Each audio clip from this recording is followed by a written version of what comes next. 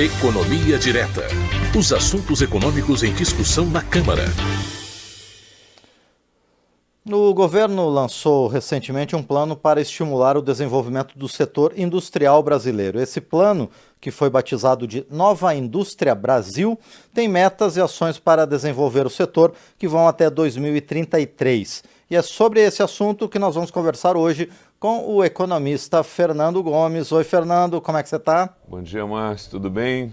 Te elogiar pela sua gravata, muito elegante hoje. Muito obrigado, muito obrigado. Eu sempre tento caprichar.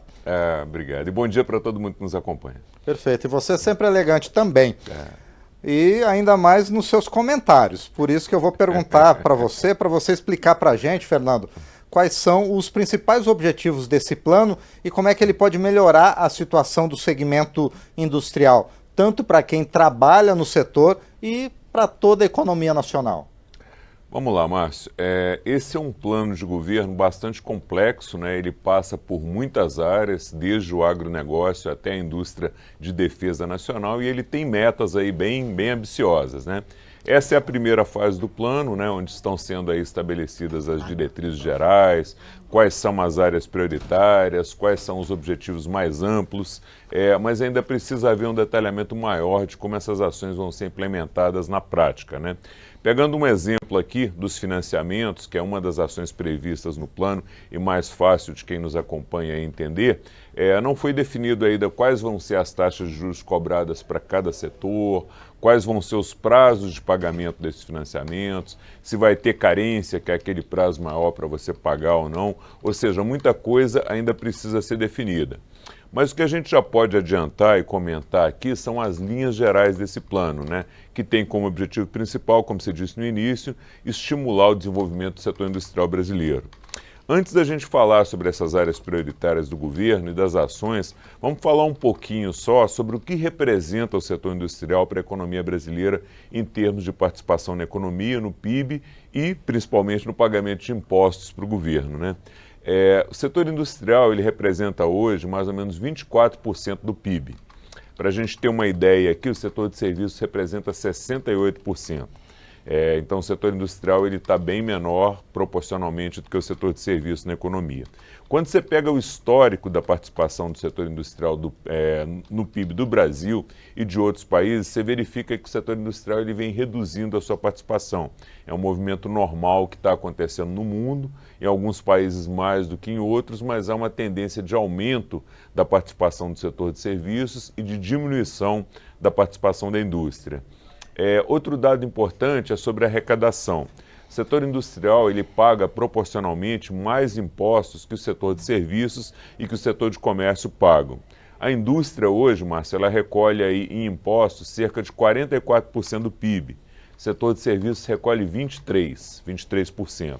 Só que o setor de serviços é bem maior, né? Ele representa 68% do PIB e a indústria representa 24%. Ou seja, a indústria tem uma participação bem menor no PIB, na economia, mas paga bem mais imposto. Feita essa contextualização, vamos lá aí para as principais missões do governo que foram estabelecidas dentro desse novo plano. São 6 missões, basicamente, né? A primeira dessas missões foi chamada de Cadeias Agroindustriais Sustentáveis e Digitais. Qual o objetivo dessa primeira missão? É garantir segurança alimentar, nutricional e energética para a população, para os brasileiros. Segunda missão, Complexo Econômico Industrial de Saúde, né? O objetivo dessa missão, reduzir aí as vulnerabilidades, os pontos fracos do SUS, né, do nosso Sistema Único de Saúde, e tentar ampliar cada vez mais o acesso à saúde para toda a população. Você está vendo aí que para cada uma dessas missões eu estou falando de objetivos mais genéricos, né? Ainda não tem um detalhamento tão específico de como vai acontecer. Terceira missão, terceiro pilar do plano, infraestrutura, saneamento, moradia e mobilidade sustentáveis. É uma missão aí que a gente pode chamar de 4 em 1, né?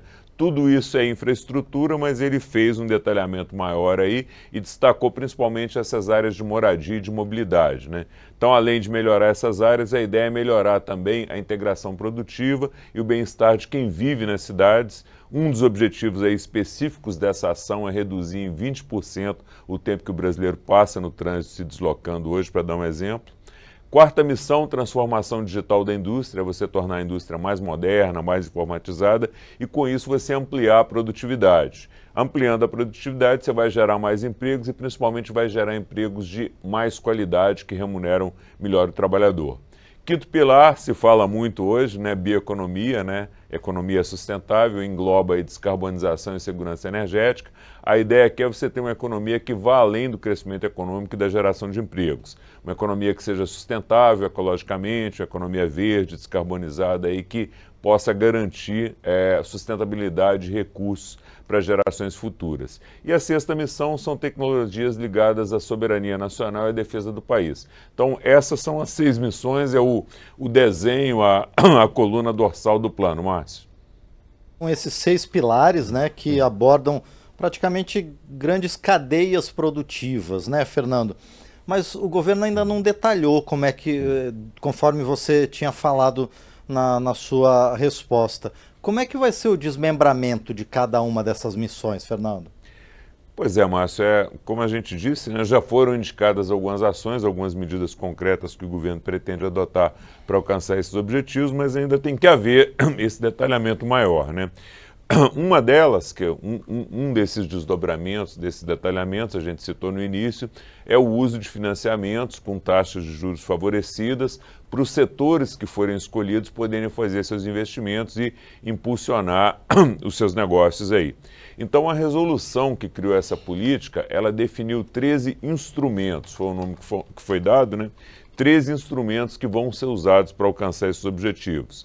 Que instrumentos são esses? Compras governamentais, né, que é quando o governo faz grandes compras.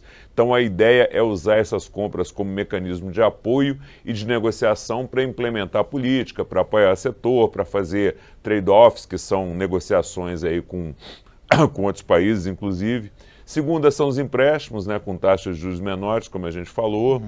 Terceiro, o investimento público, né, que é o governo investir diretamente com recursos do orçamento para melhorar a área de infraestrutura, como estradas, saneamento. Créditos tributários também é um desses itens que vai poder ser utilizado para implementar essa política. Comércio exterior também é uma das medidas. Aqui no comércio exterior tem um raciocínio bom, né, que ajuda a entender por que o comércio exterior é importante para desenvolver, para melhorar a indústria de um país. Quando você exporta, você compete com indústrias de outros países do mundo, né?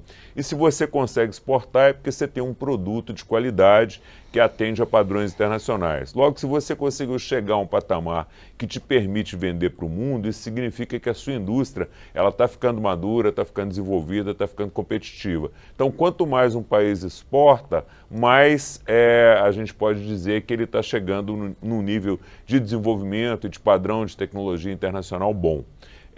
Outro item, transferência de tecnologia, propriedade intelectual também, infraestrutura, que a gente já citou, participação acionária, que seria o governo eventualmente participar de uma determinada empresa para incentivá-la, regulação, que é o estabelecimento de regras, encomendas tecnológicas e o último item é requisitos de conteúdo local. O que é isso? Requisitos de conteúdo local é quando você prioriza empresas que usam mais componentes produzidos aqui no país do que componentes importados para fabricar os seus produtos. Cada um desses pontos ainda precisa de um detalhamento maior. Então, o que a gente percebe é que é um plano de longo prazo que vai ter que ir sendo detalhado, vai ter que ir tendo passo a passo definido para se chegar no resultado final, que é a modernização da indústria, a melhoria aí no emprego e na qualidade de vida da população. Bom, Fernando, quando esse plano foi lançado pelo governo federal, até representantes da própria indústria, né, através da Confederação Nacional da Indústria, estiveram presentes e elogiaram bastante essas diretrizes que foram propostas. Mas também, por outro lado, há algumas críticas a esse plano Nova Indústria Brasil, não? Isso mesmo, né, Márcio? E eu acho que essa abordagem que a gente procura fazer aqui, ela é sempre muito importante, né? Mostrar os dois lados, né? Os objetivos, os argumentos favoráveis a uma determinada medida, a uma determinada política, mas mostrar também os argumentos contrários de quem não é a favor da medida, para que quem nos assiste aqui possa ficar mais informado, possa ter as informações dos dois lados e formar a sua própria opinião sobre cada assunto, sobre cada tema, sobre cada política, né? A resposta é sim, né? O modelo recebe críticas de parte dos economistas, de parte dos congressistas também. Essas críticas, elas não são direcionadas especificamente a esse novo plano de governo, né? Mas ao sistema de subsídios, de renúncias tributárias como um todo, né? Quando o governo decide apoiar um determinado setor, de forma simplificada, para quem nos acompanha possa entender, como é que isso ocorre, né? Pode ser por meio de empréstimos com taxas de juros mais baixas que as taxas do mercado. Então, se você tem uma taxa de juros que o mercado cobra 10 e você vai emprestar 2, alguém está pagando essa diferença de 8, né? Pode ser através de subsídio direto, que é quando você pega dinheiro do próprio orçamento e dá uma ajuda financeira diretamente a essas empresas para que elas possam fazer investimentos, ou pode ser também via renúncia de impostos que a empresa teria que pagar, né? O governo deixa de cobrar parte dos impostos que ele cobraria normalmente dessas empresas para permitir que elas tenham mais recursos para fazer investimentos. Em todos esses casos, o que a gente está fazendo é pegando uma parte dos recursos de toda a sociedade, que são arrecadados via cobrança de impostos, e decidindo por usar esses recursos para apoiar um determinado setor. Então, se o governo decide fazer isso, o que se espera é que esse setor apoiado ele devolva para a sociedade mais do que a sociedade investiu nele, ou pelo menos a mesma quantidade, né? Ou seja, se a empresa recebeu R$100 mil de apoio, seja financiamento com taxa de juros mais baixa, seja via renúncia de impostos, se espera que essa empresa gere empregos que representem um volume, aí, um ganho para a sociedade superior ao que foi investido nela. Ou que ela invista em pesquisa e inovação, desenvolva produtos que gerem um retorno de médio e longo prazo maior, gere empregos associados a esse desenvolvimento de nova tecnologia, senão a política não faz sentido. Não faz sentido você apoiar se a política não gerar um retorno maior para a sociedade como um todo. Então, uma crítica é no sentido de por que esse setor? Por que dar esse tratamento diferenciado para o setor industrial e por que não dar esse apoio para incentivar, por exemplo, o turismo, o setor de eventos, o setor de serviços? E aí cada setor vai defender o seu lado, né? Vai fazer o seu lobby, mas é uma crítica que não pode deixar de ser mencionada. Por que esse setor e por que não aquele? Outra crítica que vem depois que a política de apoio a um determinado setor já está definida é a falta de mecanismos de avaliação, de metas, de indicadores de desempenho que permitam medir e aferir se os setores que recebem o benefício do governo, se eles estão devolvendo para a sociedade os benefícios que eles receberam, né? E também eu acho que não é uma crítica específica para essa nova política do governo, mas é uma crítica específica para as renúncias tributárias de uma forma geral. Ou seja, quem recebe o benefício está devolvendo para a sociedade mais do que o que tem recebido anualmente em termos de emprego, de geração de novas tecnologias. Então, acho que as duas principais críticas que existem sobre renúncias tributárias e sobre subsídios e que afetam também esse novo plano são essas, Márcio.